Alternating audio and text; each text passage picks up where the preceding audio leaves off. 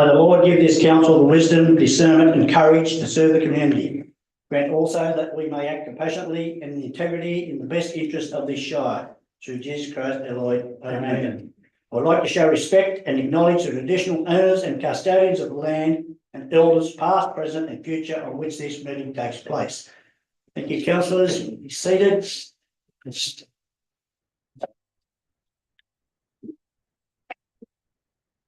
Okay, councillors, welcome. Welcome to all those in the gallery. And Mr. GM, application for attending meeting by video link. No, Mr. Mayor. No. Apology or application for leave of absence. I have one apology from Councillor Mackenzie who is unwilling. Move up. Councillor Campbell, second Councillor Burns. In favour? Aye. Against? Carried. Public participation. Mr. Mayor, one speaker on item G 7.2, draft another land use strategy, and we have 5 speakers on item F 7.1, the progression of the special rate variation application. Our code of meeting practice limits speakers to 3, but you and I both have the discretion to extend that to so I recommend we do. Yes, taken Mr. GM, we'll allow them all to speak. Okay, councillors, the confirmation of the minutes of the ordinary council meeting held on the 24th of June 2024. Mover, move Councillor Clout, second Councillor McPhee. Questions, comment, discussion? All in favour? Against? Carried. Disclosure of interest. Mr. Mayor, I have only the one for myself in regard to item CR 7.4, general management performance. I declare an interest as it is a matter that impacts my quantity of council. I and the other staff will leave the room during the discussion of that item. Thank you. Now we move down to public participation. We have on F07.1 progression of a special rate variation application. We have Tim Johnson representing himself for the recommendation, with Jane Haggerty representing Casslis District Development Group against the recommendation, Annie Craft representing Springfield Merriam Pastoral Corporation against the recommendation, Robin Wills representing himself against the recommendation, Patrick Carrigan representing himself against the recommendation. And then on G07.2, the draft Upper Hunter Land Use Strategy 2024 with Tony Henry against the recommendation. So I'll call on Mr. Tim Johnson. Come to the mic, please, up front here. And all you have 5 minutes to speak. And when you get to 4 minutes, I'll give you the. Thank you very much. Okay, so yeah, I'm talking in support of this, but conditionally. So I've got a few questions that I want to put forward, not to be answered, but just to try and get the point across. So there was $8.4 million spent on the sale yards. Now the EPA was going to shut that down with this end, but was that from lack of maintenance over a period of time? You can buy buy a car, a brand new car. If you don't do the maintenance 2 years, it can fall to pieces, or you can look after it and give it going 20 years later. But then also, if we really need to spend that $8.4 million fixing up the sale yards, if we get a Rolls Royce when possible, we've done. So the numbers of that, yes, we had a bad drought, so the numbers were down for the stock going through the sale yards. So yes, your income was down, but I understand that side of it. But after knowing that the drought, the council still went ahead. They built that Warburg Museum, which, as far as I understand, is borrowed money to do that. So from what I saw, the people talking around town and those that I talked to, the people will not be supportive of building that Warburg Museum, including me. Now, some of them wanted to build it. We were happy for it to be built. But council, as far as I'm concerned, should not be getting involved in commercial activities. Should be focused on providing those services that we're requiring. So the protection of the numbers of the visitors to the Warburg Museum is at the drop-in meeting was said to be optimistic, and I've said very optimistic. I still don't know what the numbers are, but I doubt they're getting what they're supposed to get.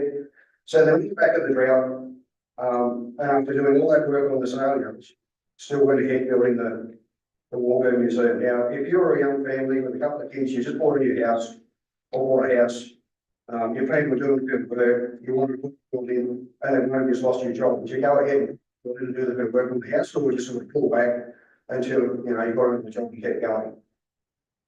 So then we go to the library being moved to the old council chambers. Well, that was a good idea, but then you sold it, so it was sold off by council, and now you're putting lease or rent, to whoever owns it. So, you know, all that money that you earn buying it, selling it, is then being spent on rent, where if you move it, you can then sell it once you've got the library moved into the campus corner. And then you've got the decisions that led to the road to nowhere. I'm sure you know the road I'm talking about, Little Thread Merriwell Road, you know, to the failure of it. But then there's also the cost of those people that live in that area, that pay rates, they live in the area we're using the road, that have now got to do more further travel, all more hours, just to get from one side of the bridge to the other. So accountability, so people went over that issue, we see that they left or they resigned, whatever happened there, I don't know exactly what happened there, but were they held financially accountable, which I doubt, because where the taxpayers, the taxpayers, the taxpayers, have been left to pick up the tab. I think that's wrong for these big decisions that we made. And you only got to look around our Shire, like most of you would know, there are different roads around the Shire, some of them are absolutely pathetic. You know, some of our parks and gardens around here could be a lot better. The car parks, like the one at the back of Campbell's Corner, is, I'm sure most people would agree, is not very inviting.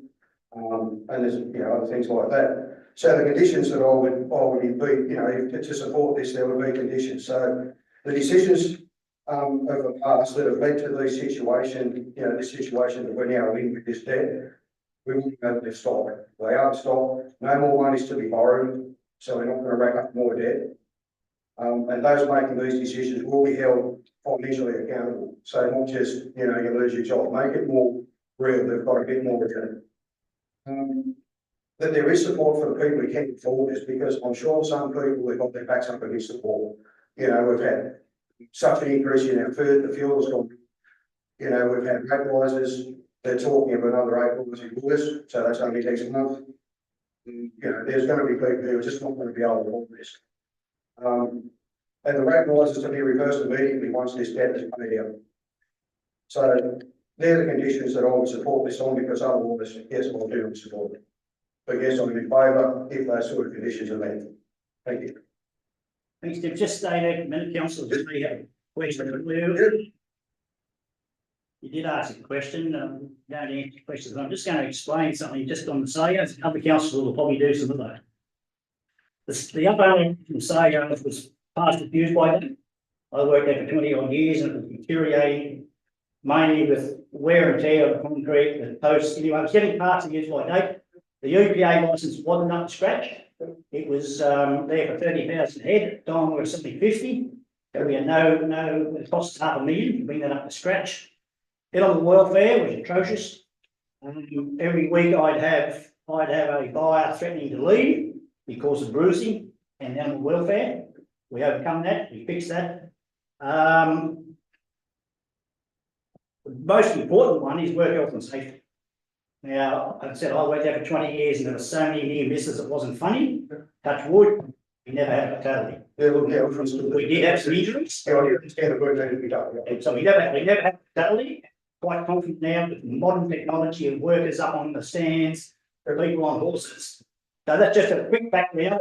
I don't think the expression then to move to Sayers, to Denver, lose it all together out of our Shire. Yes, that wouldn't be. I know.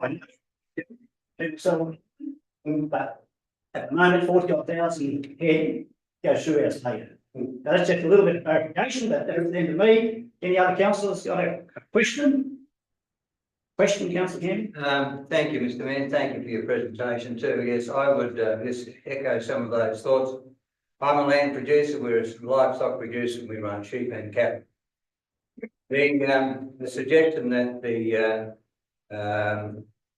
the facilities why spend the money we were given grant money to spend. I'm not quite sure the general manager will be able to tell me that.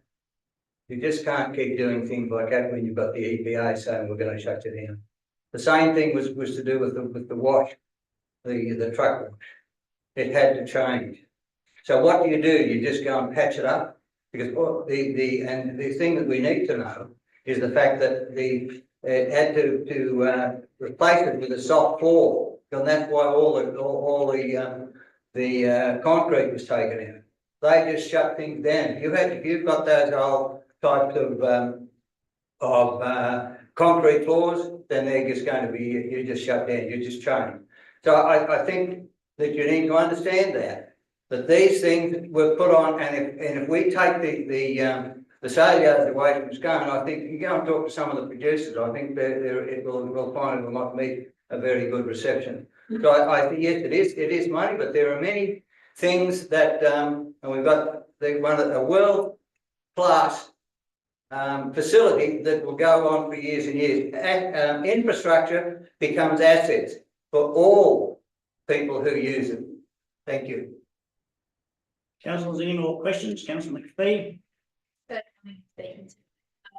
I think the important point you said is about the loans. A lot of those loans are long, like they're over a long period of time. They're locked in about 2%. We can't pay them off early, otherwise we get fined. But one thing to note is that we've not put out any reserves in the last 2 years, 3 years. So we've not actually incurred any more debt. And the other thing is that before we looked about the SRV rates, we actually made sure that Greg and his team, they've cut $1 million of operations costs. So before we've gone to this, they've actually made sure that they've looked at all the businesses and reduced their costs where they had to. So I just wanted to let you know that. So I think it is something that we really thought about, but it's also in combination with making sure we reduce the costs, the overheads, and ensuring that we don't actually take any more loans out. A lot of those were taken out before any of us were here. Thank you. Any councillors? Question, councillor? No. Okay, thanks, Steve. All right, thank you. Okay, Jane Hegarty. You saying, Jane, you get 4 minutes and an extra minute. Good evening, councillors, and thank you for the opportunity to speak to the proposed special rate variation. First, I'd like to introduce myself to those councillors who do know me. Jane Hegarty, I've lived in the Cassius district for 40 years. I'm 9 kilometres from Cassius and 47 kilometres from Maryville. I'm chair of the Cassius District Development Group and a member of the Maryville Community Reference Committee. Tonight, I have previously put a submission in regarding the proposed SRV, but tonight I'm just going to talk a little bit more about the local issues and following Tim, some of those issues Tim raised as well. Historically, if we look at private councils in its current financial position, we only have to total the outstanding principal amounts and loans taken out for development of infrastructure in Scone that has occurred since amalgamation in 2004. As at the 1st of July 2024, the principal owed was 19.9 million. I've excluded roads, bridge, water lines, and items for the core council business.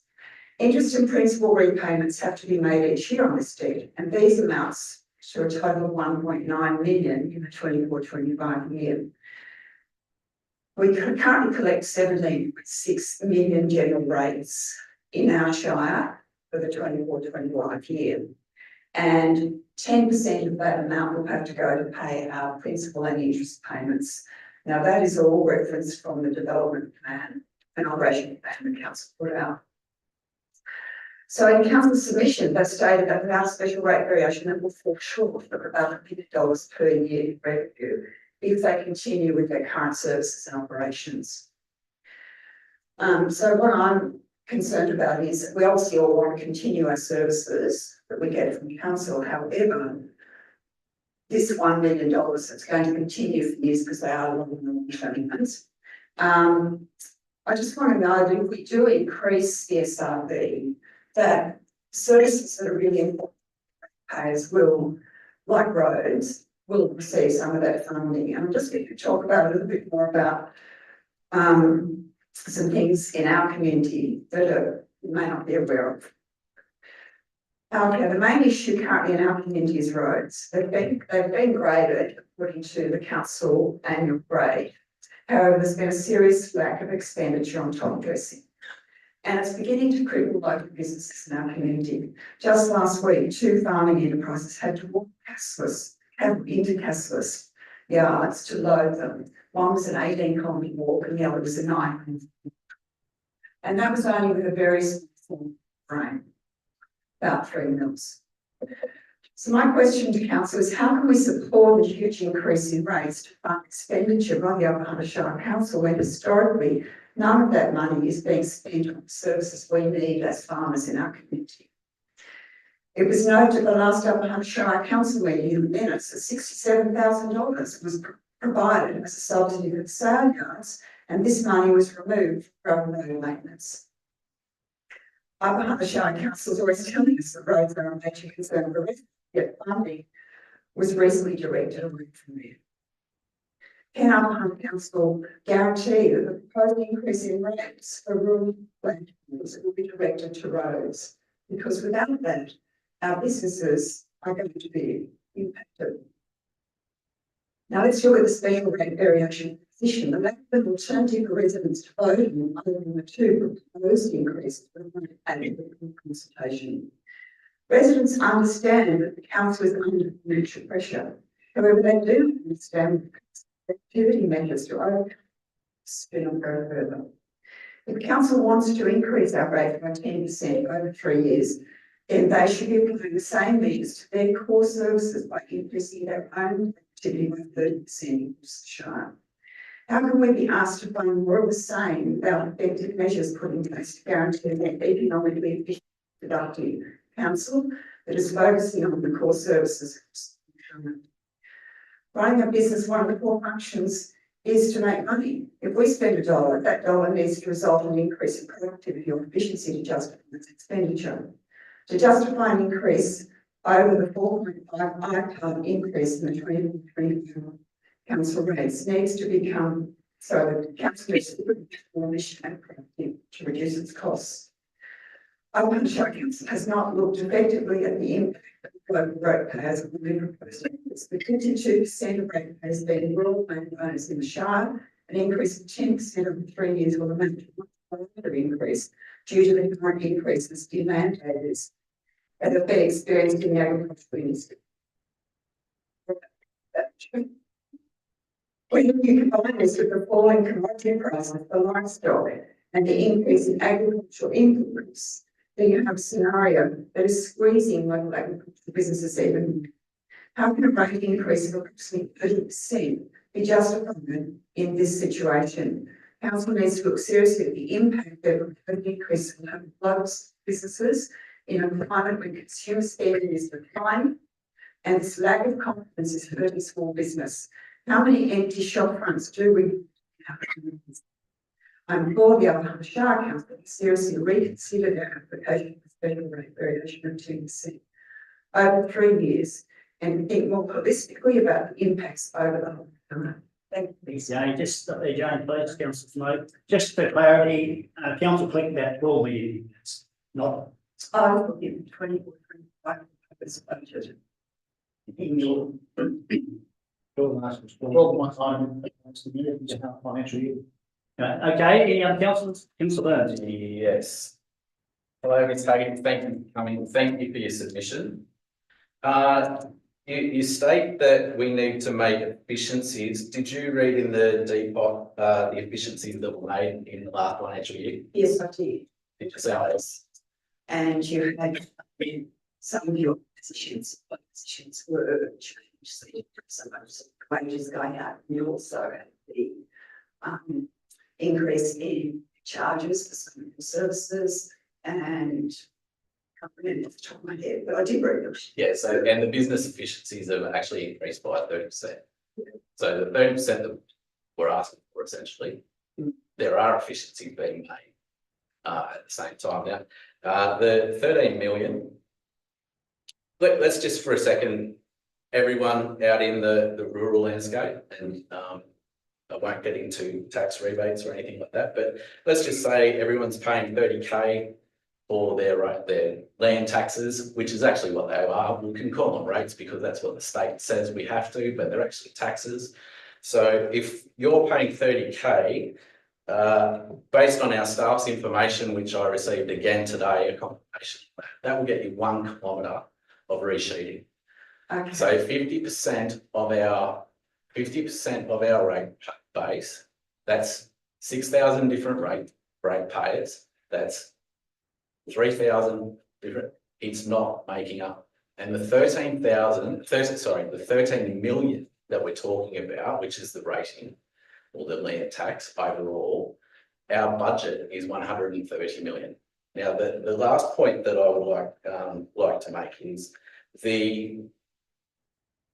if you live in Vaucluse, the city of Woollahra, the municipality of Woollahra, your road from federal assistance grants, you get $4,000 per kilometre.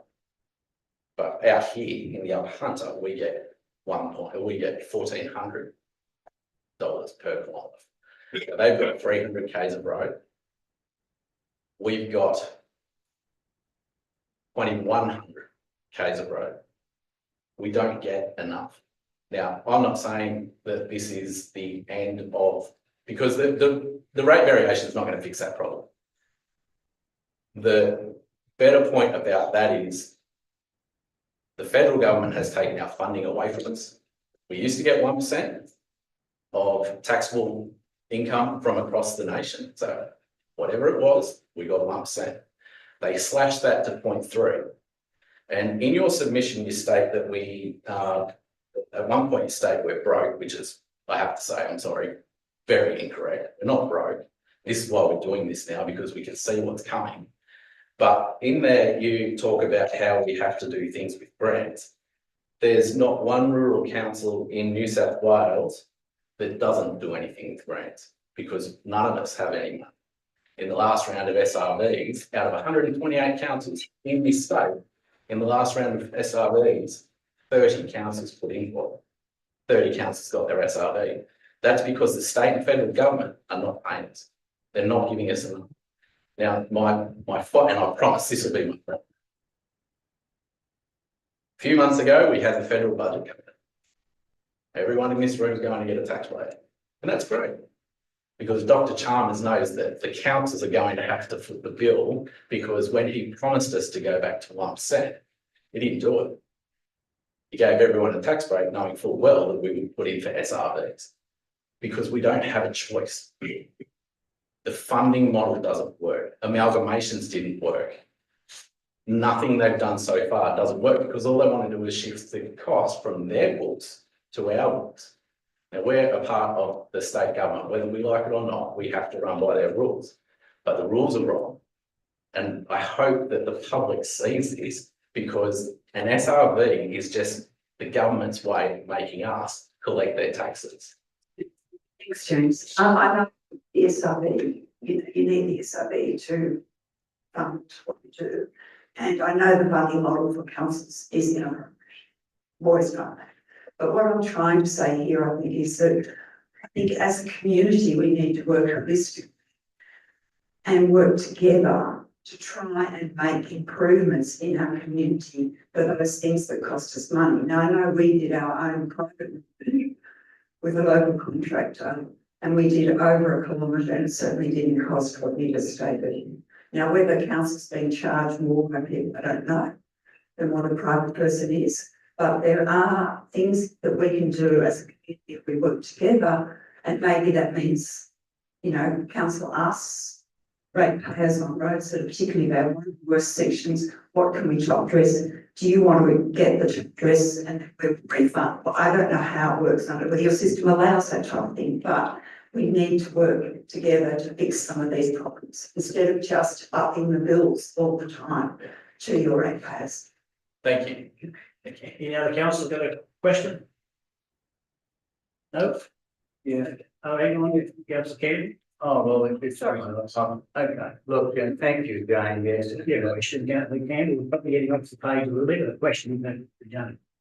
Question to Jane. I just sometimes wonder where some of your figures come from, Jane. I just don't accept that they are the legitimate ones, but I'm here, so You made a statement, I accept your statement, but I don't agree with it. And I am also a landowner and a road user. And also have put much in there, the same as what you have done too. But anyway, I think probably most of the things you've said anyway. Thank you. No further questions? Thanks, Jane. Okay, any? Thank you. So any for 4 minutes and then 5 minutes, sorry. 4 minutes, you'll get the bill. Reverend, and correct.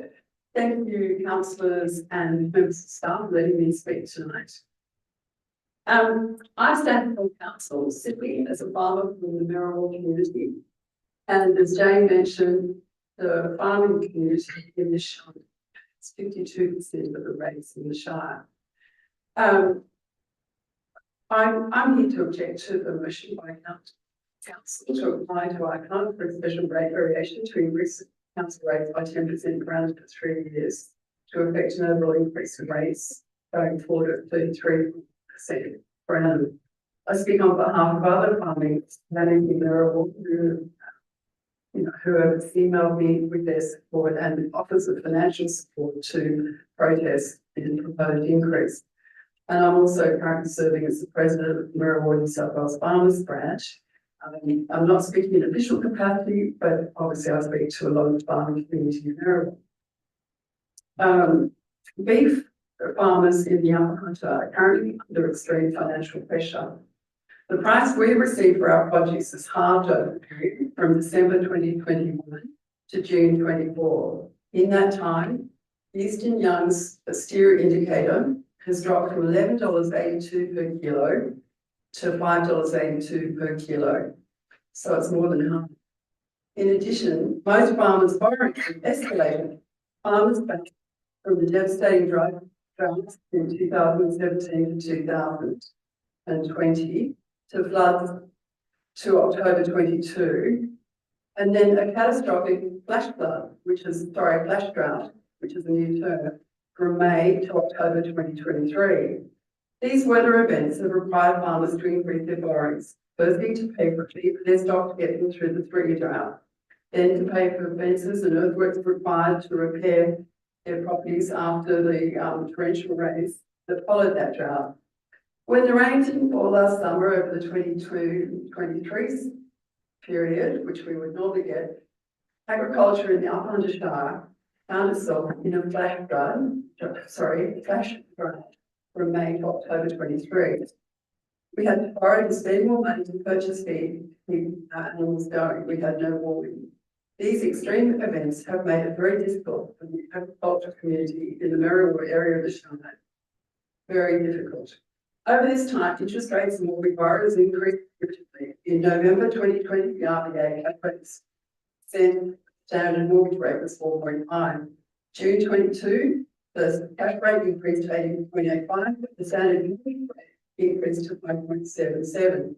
By November 22, when the RBA increased the cash rate to the current 4.35, mortgage rates have gone to 8.77% and stayed there.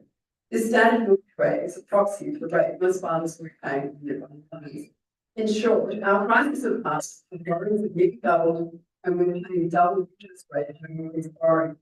Farmers in our area simply don't have the capacity to pay 10%, building up to 33% or 1% over in 3 years' time on their council rates going forward. Brown farming country will be paying $38,700 this year. If council succeed with a special rate variation, we'll be paying $42,600 in 2026, an increase of nearly $3,900 a year. By 27-28, paying $51,600, and the annual rate will have increased by $12,800. At the same time, we basically receive the same services people living in local towns who pay a fraction of this amount. People living in towns may pay a few dollars for sewer water and dark collection, but it's still paying a fraction of what we pay. And yet we have to look after our services. The argument council uses to levy greater rates than the farming man is that you have a duty to maintain our roads. Council, by its own admission, is struggling to do this and seems to be directing the funds elsewhere. We've got to a point where I know Paddy in this room has to maintain his own road. I think council kicked in a bit of money for some of the gravel, but basically they've done all the work. Given the circumstances I've outlined about our terms of trade, where would we find to pay the SOV imposed by council and still be viable businesses?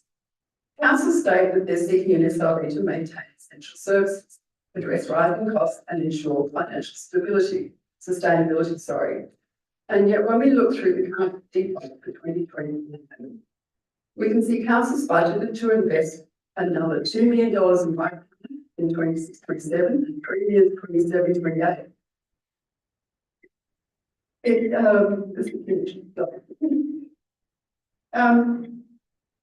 Obviously, I'm not going to have time to finish my presentation.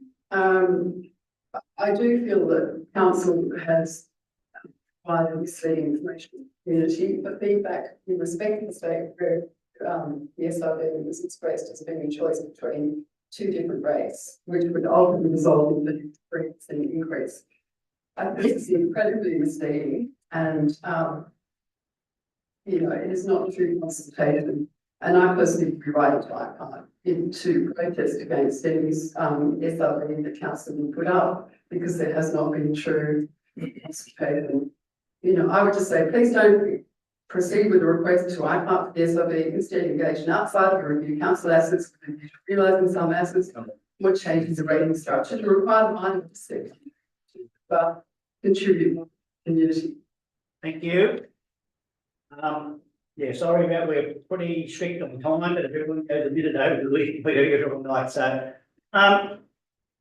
just going to answer the council question. I'm just going to put one little bit in. Remembering IPART rate peg is half of the 10%. So the 5% is put about as for my part. So council actually raised me 5% above.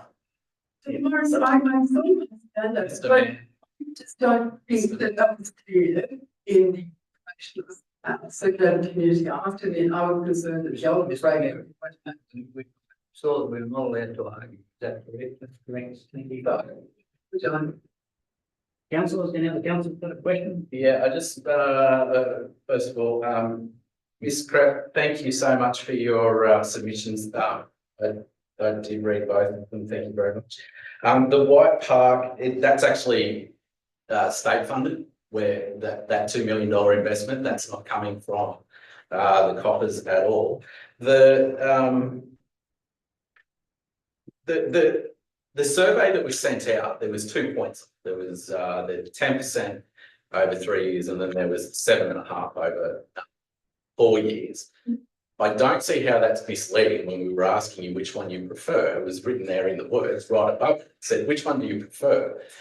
When you go to vote in September, you don't get to pick another box and say, no, I don't want any of them. I just don't understand how. Can you just explain that to me? Because it's. I would be really happy to have the opportunity to explain it, James. In order for council to request a special rate variation, it's necessary for council to engage with its community and consult whether the community is supportive of there being a special rate variation. And then you can consult with the community about the quantum of that special rate variation. There needs to be consultation about whether the community supports special rate variation. And when it comes to your comment about White Park, I understand that grants were involved, but what we say is that when council's going for grants for projects like White Park, it's actually turning its back on others. It's like looking at our roads. And even though council may get a lot of state funding, federal funding for some of the projects that have occurred in Skye, there is always a contribution made by council, which is adding to the expenses of interest costs, which is borrowing that money. So I agree, White Park would only proceed on the basis of a grant. But I think council's business is to look after the basics of community first, like our roads, rather than actually spending a lot of time on White Park. And I would point out that funding is not 50-50, it's not 20-80, it's 100% state. We're not putting, and ratepayers funds at this point, ratepayers funds in the Upper Hunter Shire go to paying our staff. That's it. That's all it covers. The money that we're spending on those things, whilst the federal and the state government come out with their grant programs and they say, this is the category that you're allowed to look at. That's it. That's what it fits into. So we're always looking for road funding. And we have a great funding body, a great grants officer who sits there all day, and that's what she does. She's looking for money for the Shire. But unless the grants are coming out for the roads, we can't apply for them. And people say, oh, the drought funding should have been spent on drought. I don't disagree. But that's not what we're allowed to spend it on. And they gave us the money and they said, you've got to spend it here. It's not the way that I understand that that's not how business outside of here, even business owner myself, that's not how business works. But in local government, that's how it works. We can't change the way that they give us the money to go out and do things. Any other questions, councillors? Councillor McPhee? Just wanted to ask, you said that there was no consultation. Did you go to the Marriewall drop-in information session? I did. You did. So we did. So you said we didn't do consultation, but you in fact went to a consultation and engagement evening that we had, where we had one in Marriewall, we had one in Scone, we had Murrumbidgee, we had dates. They were there for 4 hours each night. I attended the last Scone, so you did go to that. So But my did you? No, sorry. The session, not the drop-in session. So, because I just wanted to clarify that we actually did do a lot of consultation and we did spend many hours in the community with a lot of. in reply, I would say that I went through 176 responses that are outlined in the Morris Low report. And of those 176 responses, 85 were in support and 171 were by emotionally against it. You, councillor Campbell? Yes, thank you, Mr. Mayor, and thank you, Annie, for coming along and addressing the council. Look, I listened to your discourse on the earlier sections of rates and that sort of thing. Look, I've lived in Marriewall since 1962.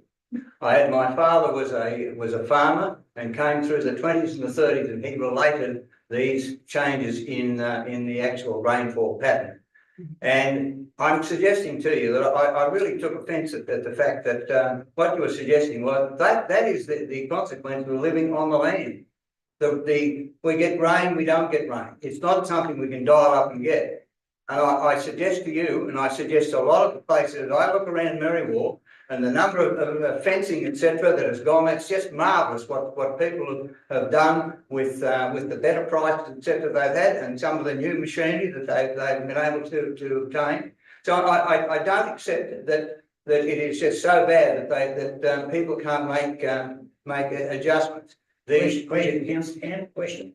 Yes, well, I've just said I disagree with that, and I don't accept the premise that you put forward regarding the farming enterprise. Any more questions, councillors? No, thank you. Okay, Robin Wells representing himself against the recommendation. Same deal, 5 minutes, or we'll get the. What's that, Mr. Morrison, the PowerPoint presentation stuff that's available? Yeah, I think it's there, that'll be inclusive in the 5 minutes. So, anyway then.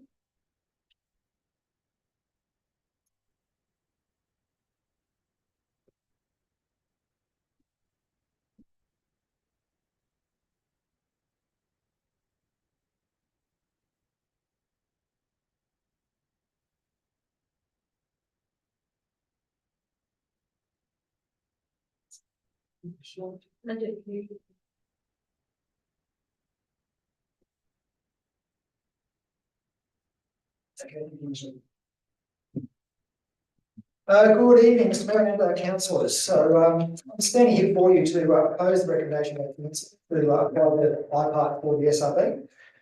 But why? So I have in my pocket tonight my most recent council rates notice for our house here in Scone. We live on Sailor Road beside the airport, so residential property, nothing fancy, 4x2 house, and a workshed out the back.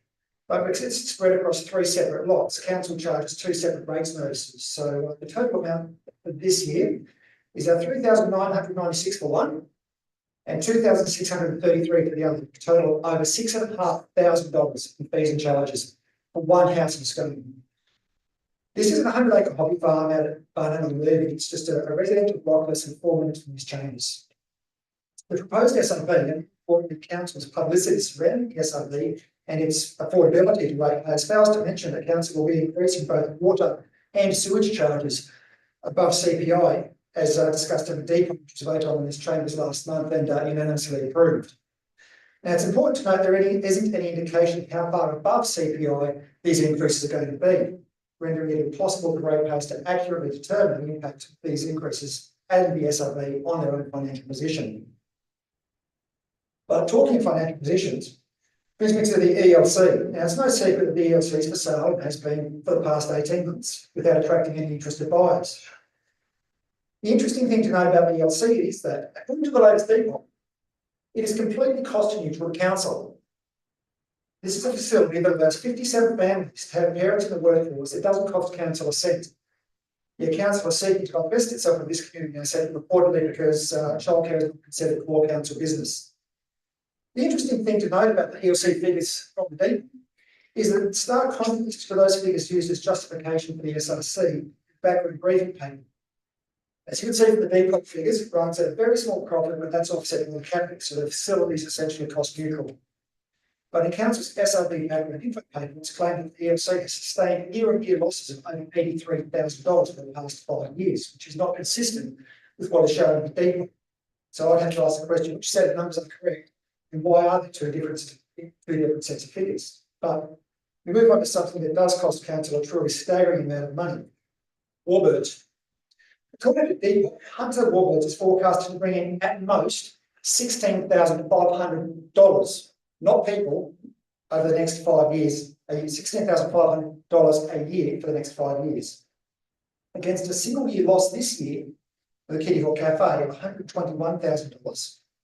$100,000 in operating expenses for Warbirds, $200,000 losses for non-operating expenses for Warbirds, and that's not including Warbirds' portion of the $700,000 loss for administration costs, or a further $100,000 lost for aerodrome events and promotions, such as the $160,000 budget position for the Warbirds over Scone event this year.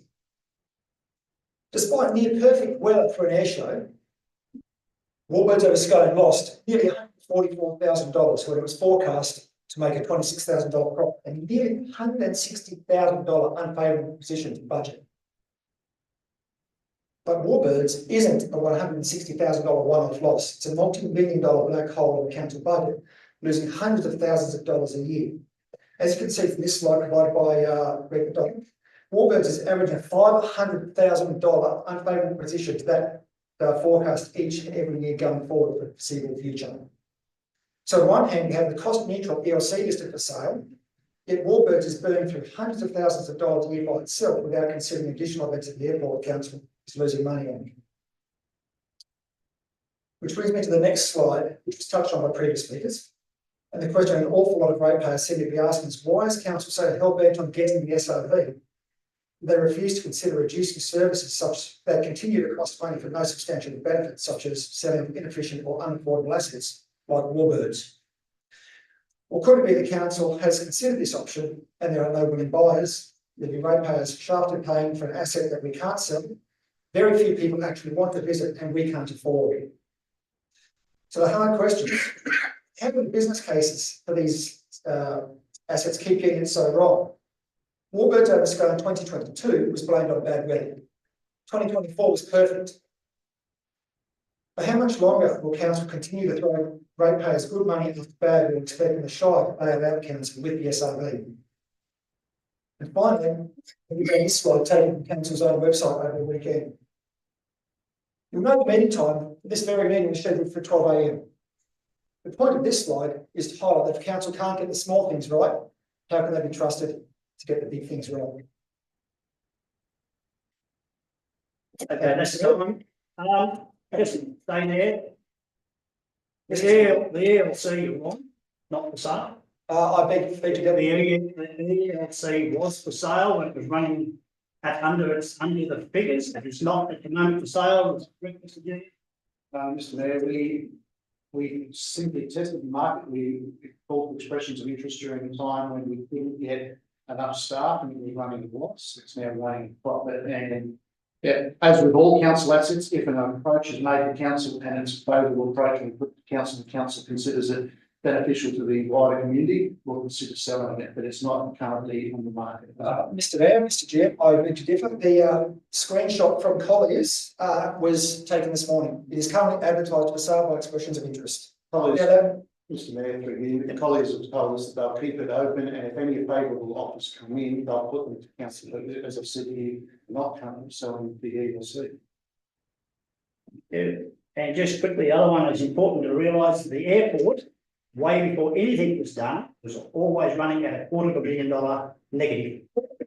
Negative. That was just the runway before the new facility. I understand that, Mr. Mayor, and That's just a comment. Don't have anything. Thank you. Councillor Bayes. Councillor. Would you consider us selling the airport to make sure we don't lose, because that's also an option, we can get rid of the whole thing, that would be another step. Yeah, it's full disclosure, I'm fine.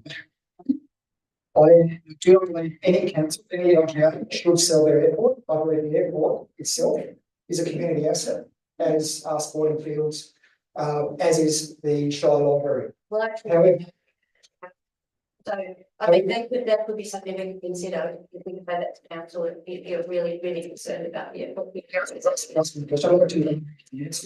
I separate warbirds from the airport.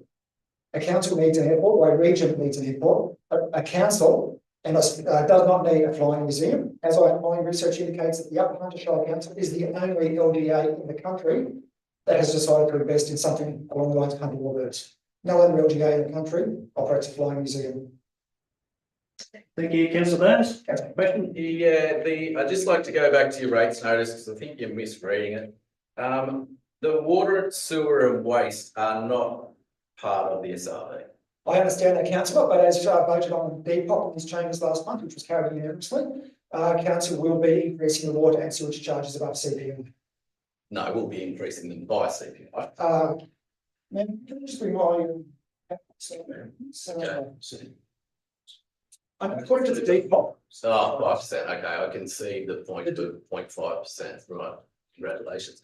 The second point is, Sarcasm, councillor, but I get asked the questions here, I don't get to be made mockery of by an elected official, councillor. not mockery. That will do. A quick question. So the two blocks that you bought, and you did that recently, I'm sure. Did you read the rates notice before you came? Before you bought them? Yes, I did, councillor. So you knew what the rates were going to be before you came in? Yes, I did, councillor. And we haven't had a significant rate rise since you moved here, Oh, I can't speak for what you would consider significant, councillor. right? Anything below 5%. I would have to check my previous year's rates and those. Guarantee it was below 5% because we haven't had one above 4.1. You may have that information handy, councillor. Unfortunately, I don't. I'm not in a position to accurately answer the question. Thank you very much. No further questions?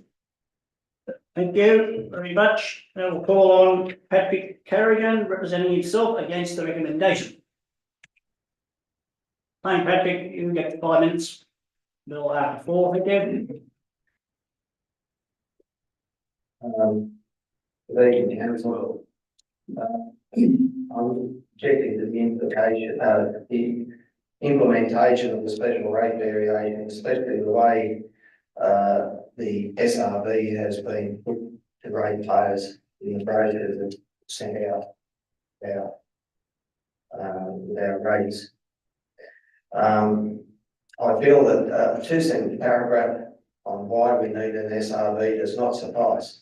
I feel it is incumbent upon the council to fully inform the ratepayers as to the extent and quantity of financial efficiency to require the SRV.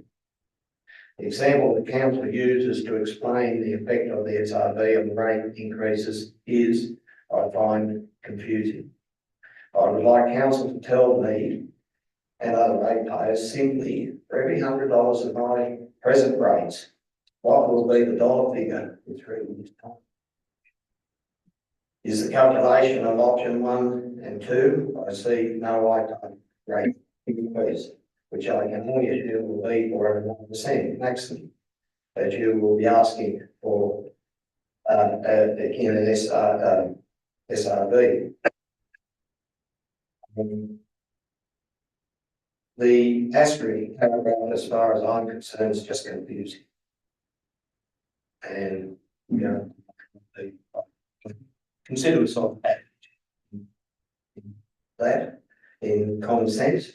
The reason for the purpose of the SRB brief and did not level of transparency one would expect such a significant proposal rate increase, 33% over 3 or 4 years.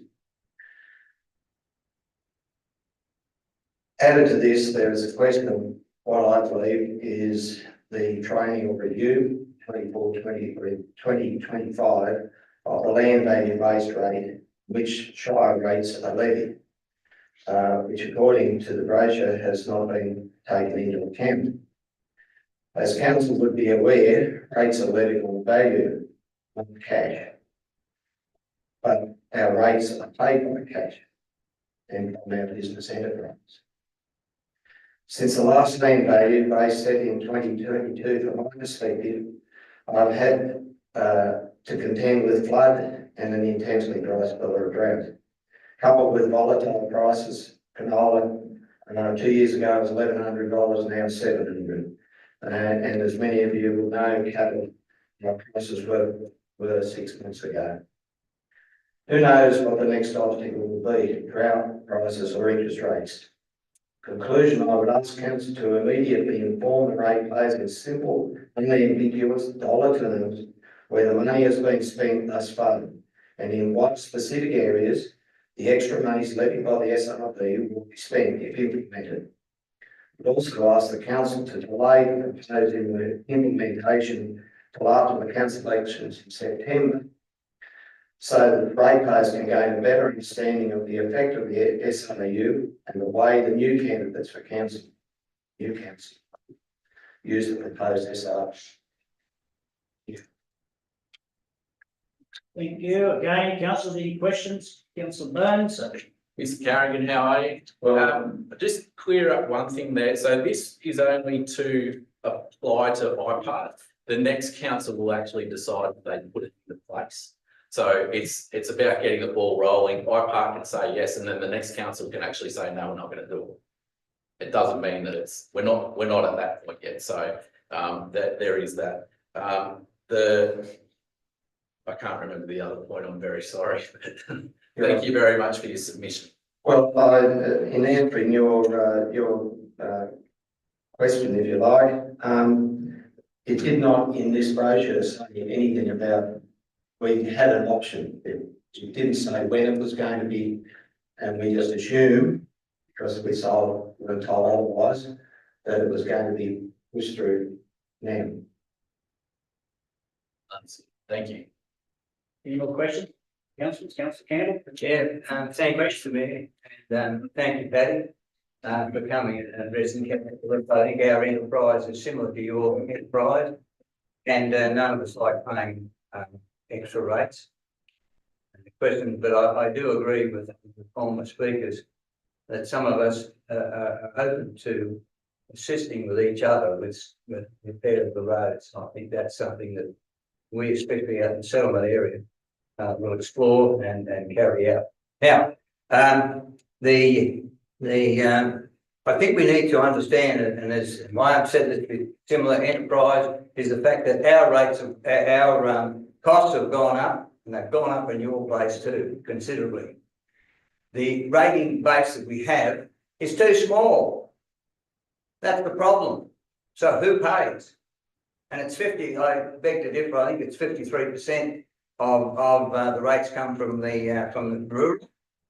But unfortunately, this is what we have in our area, and I'd suggest that you would probably have the same thing that they've gone up.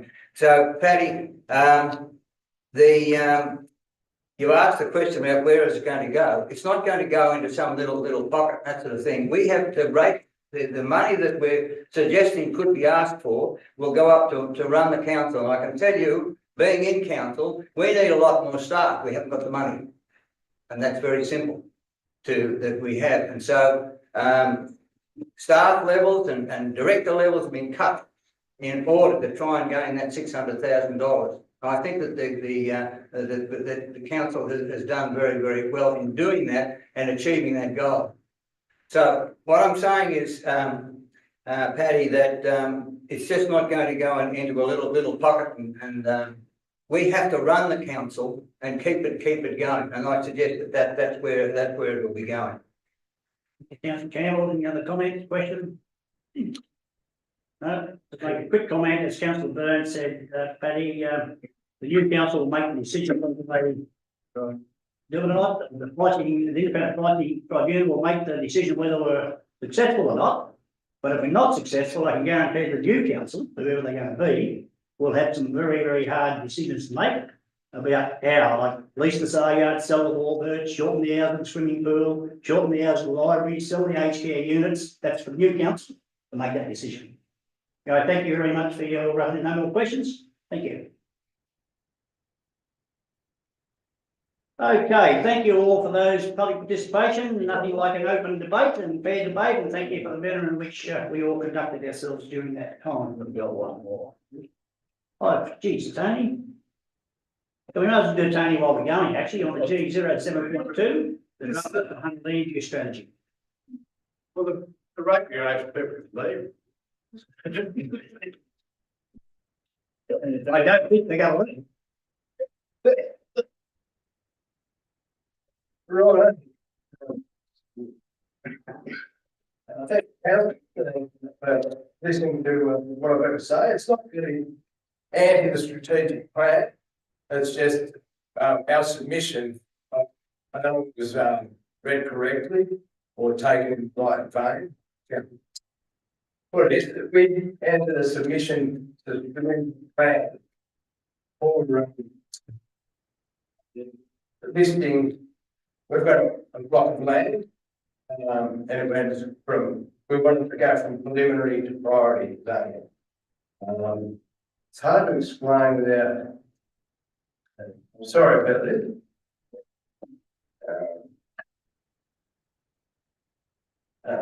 Can you see that? Okay. This is zoned residential, and this lot above it is zoned primary agriculture. We were asking for this to be rezoned into priority. There's a fair few reasons. If you read, did you read the submission we put in to the council? Yeah. You may not have realised that what was proposed was another lot here, 61, which our submission didn't want to have occur. We just needed the 622 to be added to this so we can do a complete development.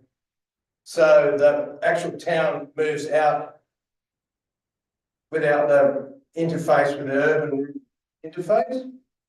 So we can actually develop in sections coming out. If we develop this section, this agricultural land will be surrounded by residential houses, 2 sites. And we run a wild thoroughbred livestock business. And the interface on 2 sides would make it impossible. So we're just asking to reconsider or delay, so you can come out and have a look at the property and discuss it with us to put this back to priority. I mean, put it to priority for delivery. But that's all I was asking for. I hope that makes some sense. Yeah. If you've read the submission, you understand why we think it should be put into priority zoning. Yeah, that's all. Thank you. Thanks, Tony. Hang around. Isn't it funny how we hear your story on the other side of the street? Someone's got objections to the same deals. Like some people don't want residential going into farmland. Well, it's just if the town is to grow, that's a natural progression. We've already got water services on that road. The road itself doesn't have to be upgraded, the Grey Hill doesn't cross a water course or not flood affected. The bit that borders moving around is already zoned residential, so it'll just be taking it, so they've got a tongue of land or an inch of land sitting between the two residential lots. So then we can develop it in a master plan to come out in a progressive way. Okay, thank you. Councillors, any questions? Councillor Williams. Tony, and possibly through the mayor to the director, could you please explain further the difference between a preliminary and a priority and what the time factor is between those two with the department? Actually, probably the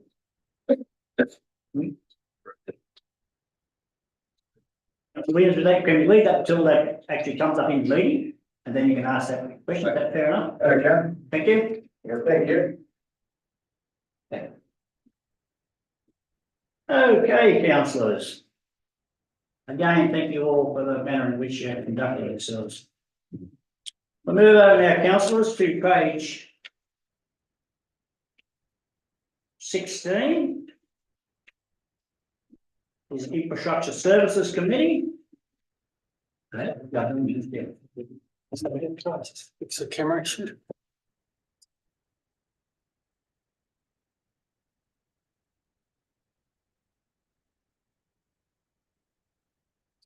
Yeah, I'll start moving. Move, councillor Bingham, second, councillor Clout. Any questions, comment, discussion? All in favour? Against? Carried. Over to page 21 is the Corporate Services Committee. Move councillor Williamson. Second, councillor McPhee. Questions, comment, discussion, councillor Williamson. Please make an amendment to the notes. Just on one of my councillor Williamson's questions on irrigation regarding the current change of charge rate for irrigation down at Bill Rose. My question was why we're being charged at $1,000 a meg, and would it be of interest to look at farm irrigation rates for that? Secondly, please offer a change. Now, Councillor Clout, who wasn't present for that meeting, is stated in there as the mover for an application video link. It was actually Councillor Burns.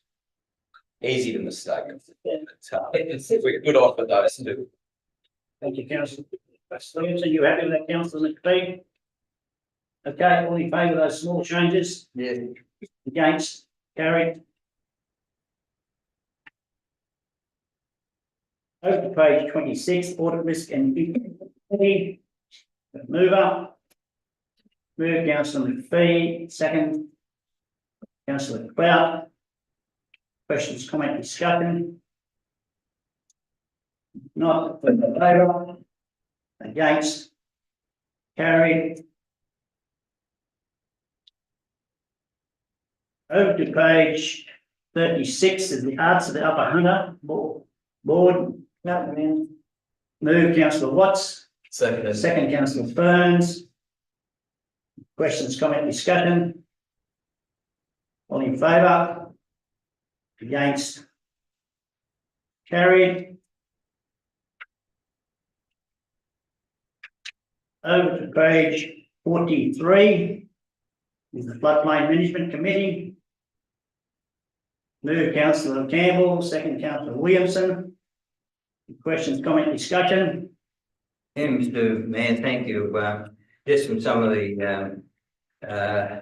goings on of our Upper Hunter Shire with floods and droughts and that sort of thing, I think it's just great that there is a floodplain management committee that's in progress and that can bring forward and discuss some of these matters to our best advantage. I just think it's a great thing. The 355 committee of council and can consider and put forward proposals. So I just think I thank very much that we have that within our shire. Thank you, councillor Campbell. No more questions, comment? All in favour? Against? Carried. Over to page 46 of the Marywall Age Hostel Committee. Move, councillor Campbell. Seconder, councillor McLeod. Questions, comment, discussion? Yeah, Mr. Mayor, the same thing here too. Look, we did have an extra member join, which was good, and also some of the concerns that have been expressed and the level of discussion that takes place there is something that's very healthy sign, and I think it's probably will be the last one for this present council, but it's just good that we have the interest we have in that going place. Thank you, councillor Campbell. No more questions, comment? All in favour? Against? Carried. Councillors, you got the late report, which is the development application number 230/2022 92 lot residential subdivision. Got the report in front of you there. Mover. Move, councillor Burns. Seconder, councillor Williamson. Any questions, comment, discussion? Councillor Cloud. Yeah, through you, Mr. Mayor, I'd just like to clarify for anyone listening that the ironbark trees along the gully will be retained. Which is a relief because obviously there's some old trees there and they've got some hollows in them. So it's good that those trees will stay in with the development. So thanks. Thank you, councillor Cloud. Any more questions, comment? Councillor Williamson. I'd just like to congratulate development staff on this and some of the improvements we'll get. We'll open up some new land for residential, which is exciting for the community of Scone here, but there'll also be significant works done to Barton Street and the long running issues with the Big Tree Gully, and I commend the DA department for working through that well. Thank you, councillor Williamson. No more questions, comment? All in favour? Against? Carried. Councillor Cloud, we just got your mic. Thank you. Okay, councillors, over to page 50. Wonder whether we should jump over this and put it down at the end of the. Yes, I mean, can we look at these separately, please? Yep. We can. Whatever you wish. Okay, councillor, we've asked councillor Watts wants to do these separately, so we'll just do number 1 first. Move. Mover. Seconder. Questions, comment? All in favour? Against? Carried. Number 2. Move. Moved, councillor Burns. So we're all, no need to read it out, we're all clear what we're doing. Number 2. Seconder. Councillor McPhee. Councillor Burns, you're going to speak to it? Yeah, look, I'm not going to speak to it because we've spoken about it enough tonight, but what I do want to say is thank you very much for everyone coming in and talking to us about this tonight. It's great to see the passion coming into the community. It's not something that anyone, I think, wants to do. Certainly no one wants to raise taxes, but it's an unfortunate situation that we're in. So yeah, I'll say thank you very much for everyone coming in and making your voices heard. And hopefully, as Ms. Haggerty said, we can start working together a lot more effective. It is needed across the Shire, entirely across the Shire, all 81 square k's of it. So thank you very much. Yeah, councillor, anyone wish to speak against councillor Watts? As councillors, we have the power to change lives, but we must make decisions that reflect the needs and voices of our people. Now is not the time for rate rises. We need to find alternative ways to make ends meet and create a brighter future. I understand the need for rate rises, but I also understand from the many decisions held, this is not the time. We can't simply increase our rates and watch as our community struggles to make ends meet. It's time to take a proactive approach to supporting our local families and finding ways to make our finances work for everyone. We need to ignite a sense of optimism rather than add to the burden of our communities. Now is not an appropriate time when everything is increasing. Food, clothes, basic items, rent, electricity, interest rates. And yes, that does mean the council's goods and services are increasing, but we need to make better decisions. On a daily basis, I help families put food on their table as they're not able to make ends meet. Farmers are struggling, businesses are doing it tough. The entire community are having a hard time finding those dollars. I am not convinced that council needs to apply to IPART for a rate increase at this time. And I don't think it's the only way it is to move forward. Thank you. Thank you, Councillor Watts. Any other speakers? Against? Councillor McPhee, Go to that. clarify. Yes. I fully understand that people are doing it tough, but we've also got employers and employees here that we also need to be in lockstep with them. They're also suffering, and we also need to ensure that we can pay them so that they're able to actually meet their needs as well. This SRV, a lot of this is actually to make sure that we're in lockstep with the demands that our employees have, so that we can ensure that they're actually not going to be behind as well. The majority of our rates, in fact, almost all of it goes towards salaries of our staff. We need to, if we don't go ahead with this, we need to start reducing our services, such as our sporting facilities, our library hours, all the swimming pool hours, all of these things, which will actually impact our employees and create a bigger issue. As we've said today, all of our funding for our roads, all of these things that have been spoken about today, we are completely reliant on state and federal governments. They are the ones who give us the grant funding for all of these things that we are told are our main core business. However, we are unable to do this with the efficiency that we would like because of the stronghold that the persons have held with in state and federal governments. In terms of the White Park, that is actually a revenue raiser for us, which is when we actually are able to then activate some more salary for our community so we can actually engage in better community services.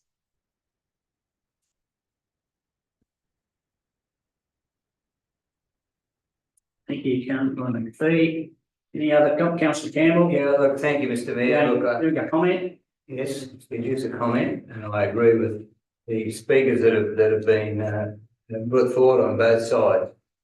Nobody wants this, but on the other hand, I believe one of the things that we are doing is highlighting the fact that we are not properly funded, and that's causing us some of the problem. It's not only just council, and I think council are bearing a lot of the burden when it's not correct, and it should be state and federal governments. They should fund our councils right across the state, because this is what caused the problem. And so I accept that other people are doing it very tough, and I feel very sorry for them too. But we also have a responsibility to our own employees, and we have cut things here. How much more are we going to cut if we don't? How many other services are we going to cut? I'd like to see a list of services if people would still agree that. I don't want to do it, but want to have a rate increase. But I think we've got to face the fact that we have got to look at what's happening to our council and councils across the state. Thank you. Thank you, Councillor Campbell. Any other comment? Just before Councillor Burns, you close off. Thank you. Finished? Yeah, we've heard enough from me. Councillor Williamson? I just will put my thoughts in. Obviously, this is a difficult decision for everybody, and well, halcyon days of immediately after COVID, when there was a lot of money around, that's caused issues now. Unfortunately, this process is a long process. It's been started and been going for a good 12 months or more. We can't move this shit much faster. I've been fortunate to chair the corporate service in this term, and I can assure all of the audience here, it doesn't come up. It comes up every corporate service, how we can save money or how we can be efficient. I did write some things down, so we'll just say. So now council is under growing cost constraints from sustained inflationary pressures, regulatory creep, and various cost shifting pressures.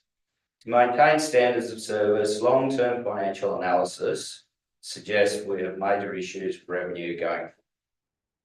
Special rate variation is not just a request for additional funds, it's a proactive step towards securing our community's future. The variation will enable us to invest in critical areas such as road maintenance, community facilities, and environmental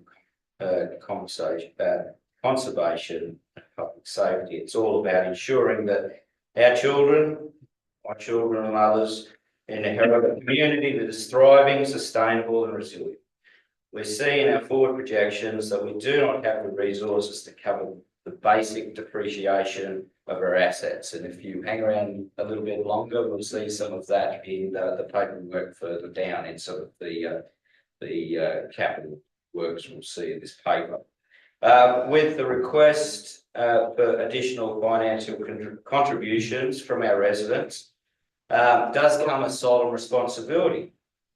Council must adhere to the highest standards of financial management. You hear that over and over again. So that needs to happen in this building.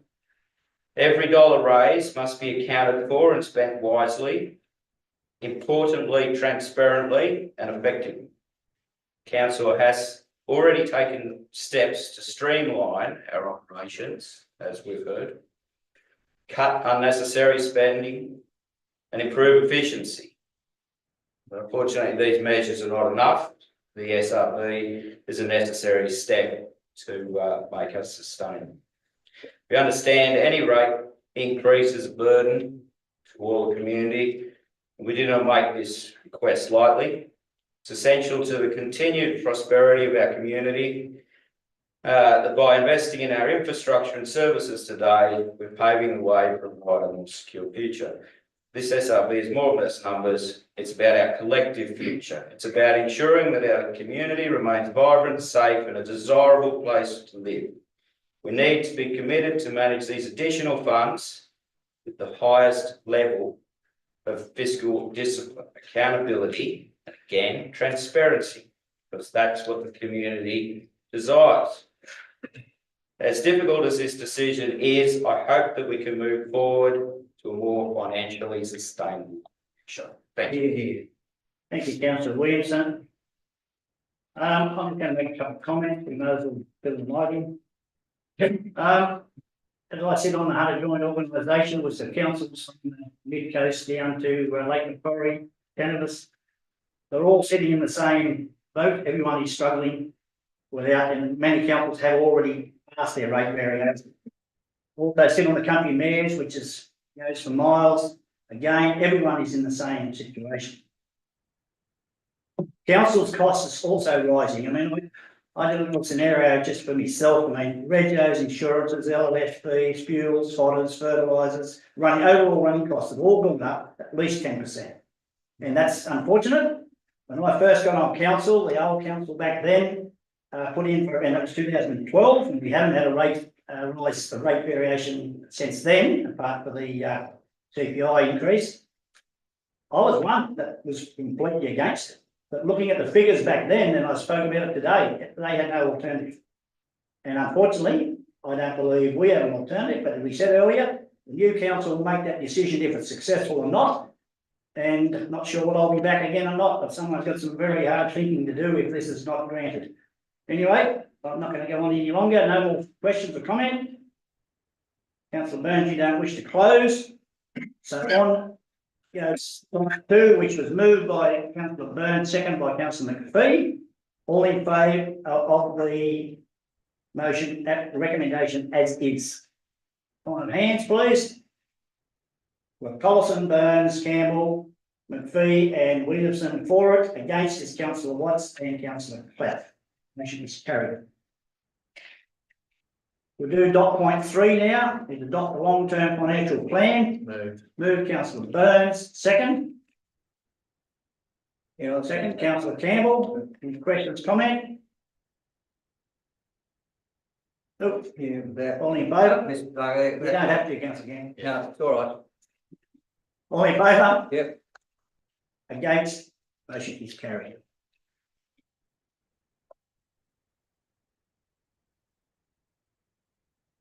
Over to page 117, is disclosure of pecuniary interest. Move councillor Watts, second. Yeah. Burns, questions, comment, discussion? All in favour? Against? Carried.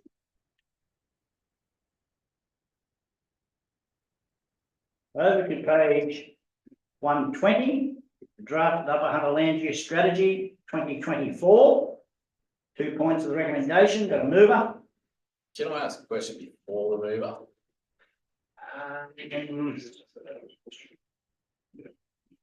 Yeah, to clarify, you happy with that, Mr.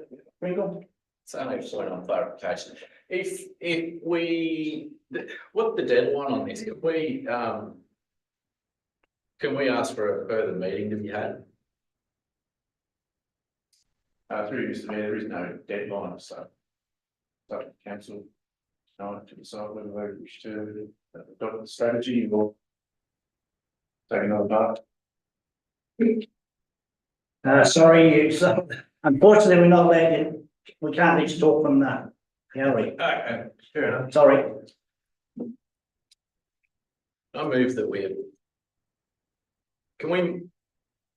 I'll move that we defer this until the next term. There you go. Pretty simple. Maybe the next guy's problem. We've dealt with enough of them. I'll move that we defer the Upper Hunter Land Use Strategy adoption until the next term of Councillor. I Really need a seconder to we can debate on this. Seconder? Okay, you don't wish to speak anymore? It's not that, you both don't have to speak. this does drag it out, and there is possibly another opportunity, councillor, maybe if we defer to maybe another meeting next month. we turn in the pump, so.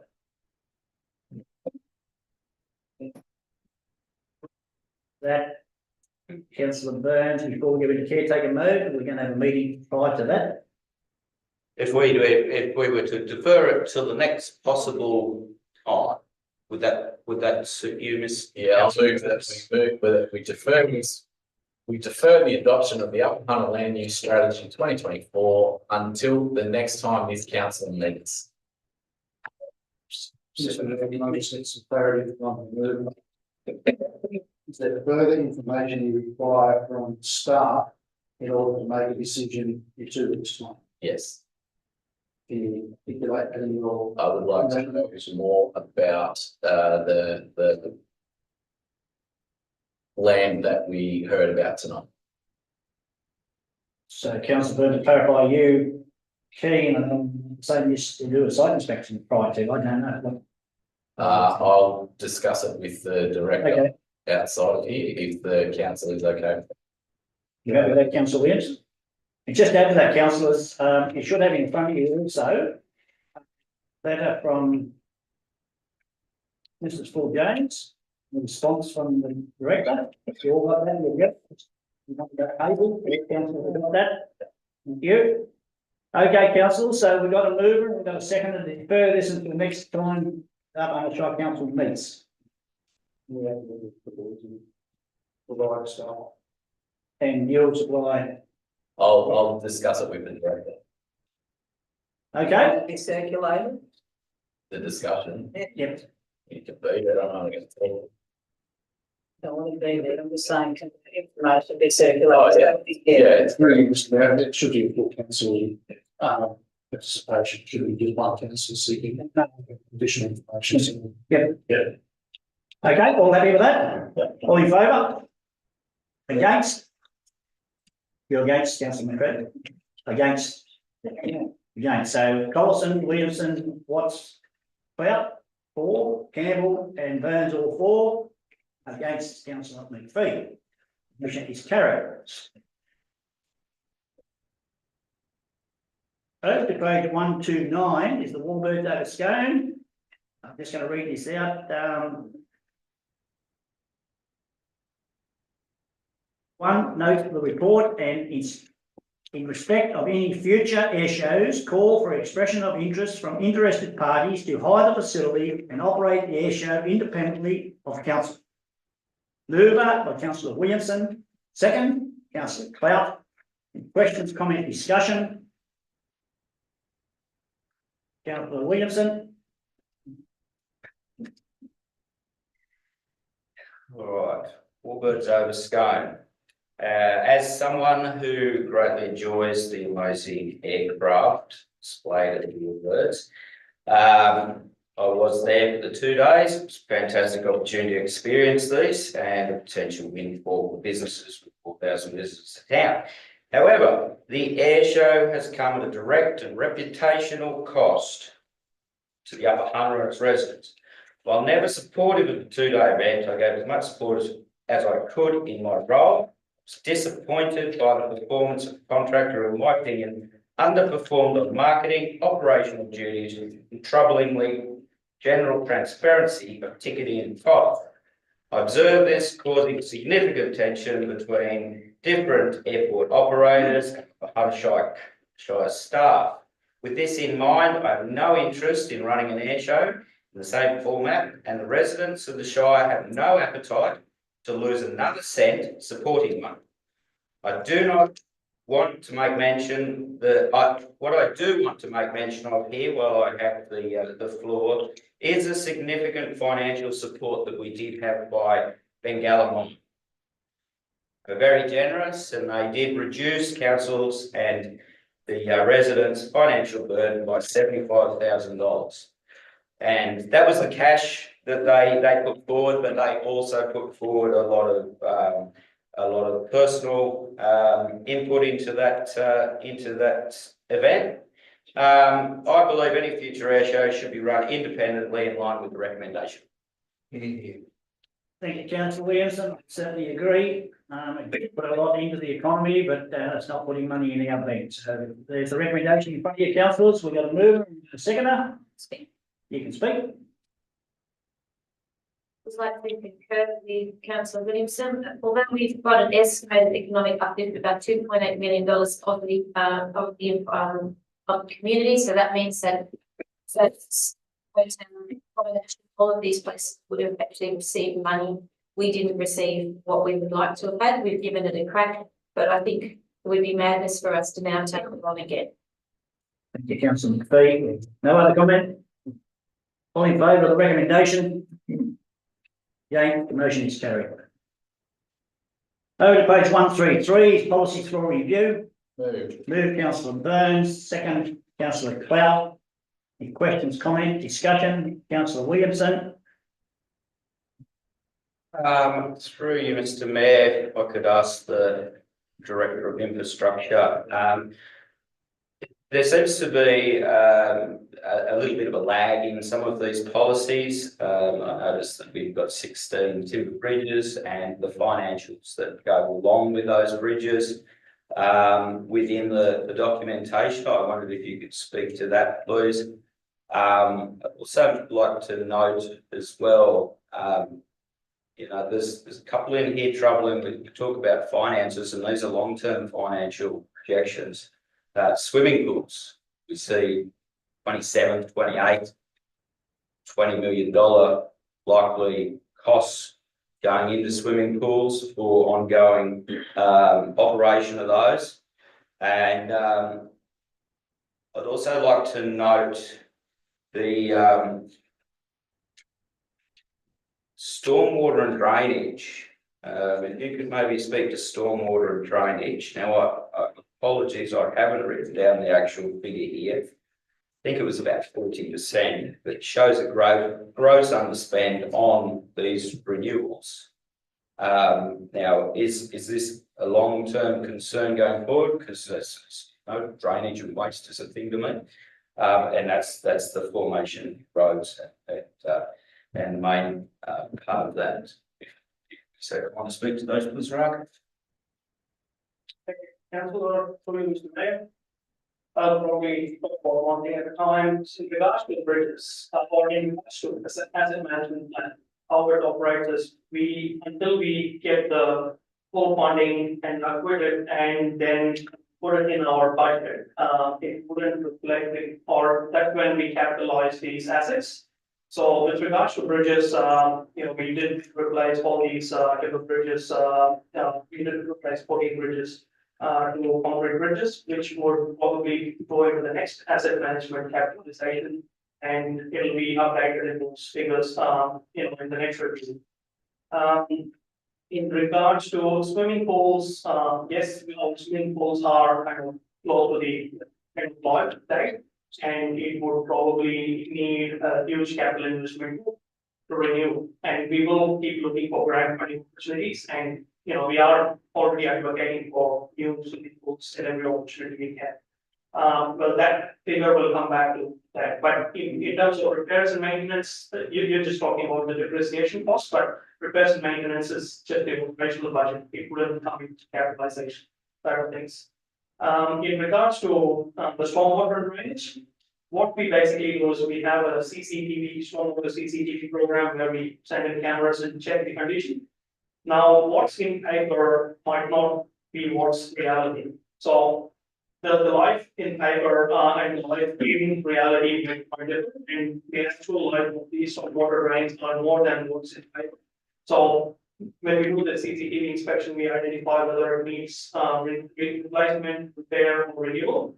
So far, we didn't have any major concerns in any of the drains of the CCTV we have done last year. So we haven't updated for that. Yeah. So hope that clarifies. Yes, thank you. Thank you. No further questions? Madam Mover and Councillor Burns and Councillor Clout. All in favour? Against? Carried. Over to page 158 is the Aberdeen Golf Course bore water supply. The mover, Councillor Williamson, second Councillor McPhee. Any questions, comment, discussion? Councillor Williamson.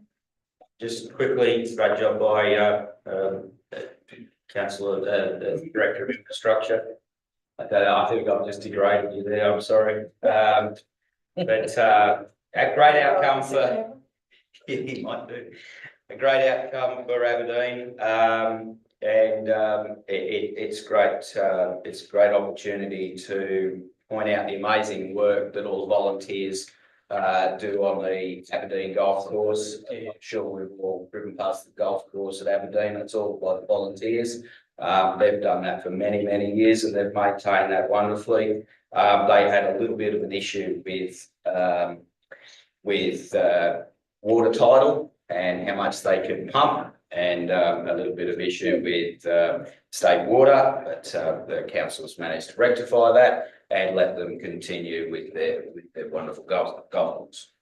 Here, Councillor Williamson, they have been give us a job down there, and it's great to be able to help them out.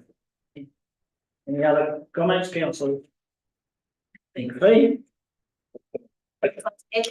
I've been chairing the Jefferson Park Master Plan Committee, and they are by far the most passionate down there. They've not just helped us in keeping our golf course, but they just do so much down there for the community, and I'm just really glad that we have a really good outcome. Councillor. Any other questions, comments? No, all in favour? Against?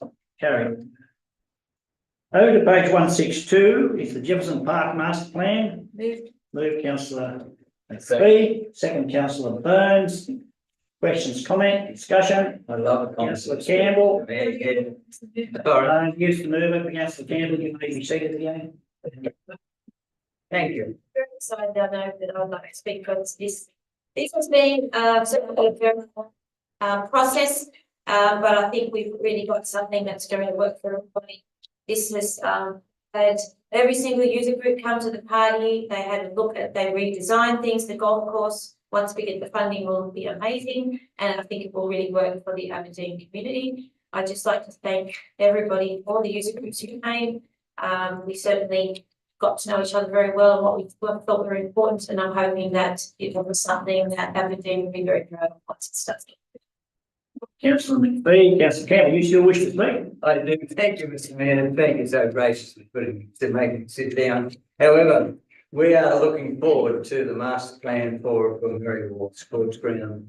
We have a couple of very, very good committees out there, the Showground Committee Users Group and also now the Merriward Sports Users Group. And it's just great to see them join together, speak as one voice, and then come together. And so we're looking forward to the master plan. I think it's in the Depot. Thank you, Rag, for your attention to that matter. But when we get that done, I think it'll just progress the same way as the Jefferson Park has progressed, because they're very passionate for it. I think it'll be a great outcome. Thank you. Thank you, Councillor Campbell. No more questions, comment? The master plan, which of course there's the Bill Rosen and there's Jefferson Park, and now we're going out to Merriward. Just to the point that Miss Haggerty made during her submission about holistic looking at things. These master plans are the example of how, when we all work together, we actually get something and make something direction. So it is achievable. We can work together. We can make something happen. And by the time these things, the first couple of meetings are a bit rough. I think Councillor McPhee will agree. The first couple of meetings are a bit rough, but when you actually get in a bit of a momentum and you're all working together, there's nothing that can stop you. So look, it can be done. It will be done, and we just need to work together to get there. Here. Thank you, Councillor Byrne. No more questions, comment? In favour? Against? Carried. Over to page 166 is the joint water treatment plant, Urbana Shire Council and the Muckabook Shire Council working together. Move Councillor Burns, second Councillor Williamson. Councillor Burns. Better say something. We're friends down in Muswell. I think we've forgotten them. So I had the great pleasure of representing the council at this meeting along with the general manager and Rob. This was during, of course, your time off. This is about making sure water security is there for both shires. And of course, tonight we've been talking about fiscal responsibility.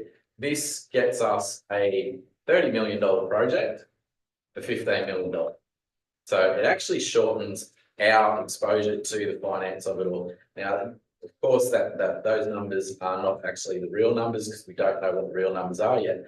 But what it actually guarantees us is the ability to work with Muswellbrook and make sure that the water can come back or it can go forward or anything like that. Muswellbrook's council was very receptive to the project. And their staff are working furiously on this. We've got staff working furiously as well. I would suggest that our water manager is the lead on the project and he's doing a great job. I really look forward to seeing this one come off because it's going to be an excellent way for us to guarantee a water source for us into the future. And in case some of those people who are out there are listening, we have discussed fluoride in it as well. So hopefully we can make that happen. Councillor Burns, any other questions, comment? All in favour? Against? Carried.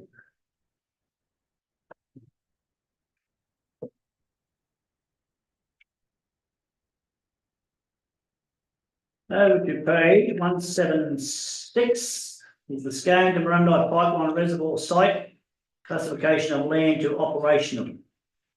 Recommendation. Move Councillor Williamson, second Councillor Burns. Questions, comment, discussion? All in favour? Against? Carried. Oh, councillors. Thank you, Vicky, tonight.